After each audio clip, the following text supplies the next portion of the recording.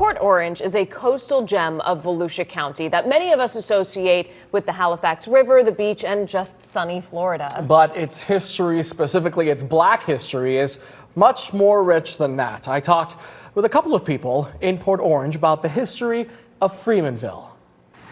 If you've driven along busy US 1 in Port Orange, you've no doubt passed a sign telling part of the tale of the birth of Port Orange.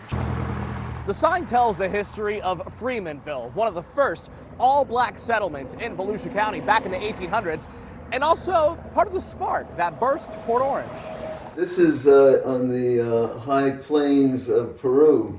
Dr. Leonard Lempel is professor emeritus at Daytona State College and a former professor at Bethune-Cookman University. His work focused on African-American history and in Volusia County, Freemanville. Freemanville dates back to really, the story begins right after the Civil War. That puts us in 1886. As the story goes, abolitionist and Army surgeon Dr. John Milton Hawks moved to the area along with roughly 500 freed families in hopes of starting the Florida Land and Lumber Company. Over time, more people settled along the Halifax River, making it one of the most popular places in the state at the time. But the company had a rough path, eventually failed, and people moved away.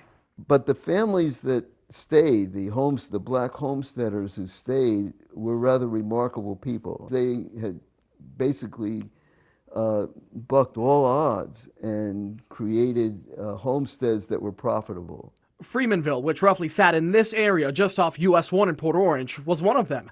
It's now part of the Black Heritage Trail, one stop among many across the country. It became this black community that was self-sufficient and also provided insulation from a rather hostile white community on the outside in the early 1900s and late 1800s. All that's really left of Freemanville nowadays is Mount Moriah Baptist Church, nestled amongst houses, a small building with quite a bit of history. At the end of the day, they had prayer, and they trusted and believed in God, and they knew that that's who they had to turn to in order to survive. Cynthia Slater is president of the Volusia County Daytona Beach NAACP. Freemanville, we got Rosewood, those little towns were historical towns for African Americans, and they no longer stand. I mean, they're just a asterisk in history.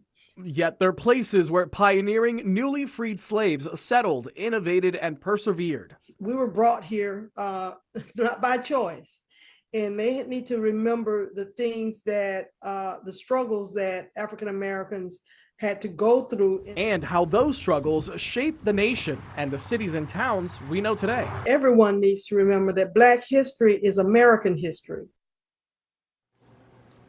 In 2015, the city of Port Orange declared the second Tuesday in February as Freemanville Day, and since then, the community has celebrated in some way, shape, or form.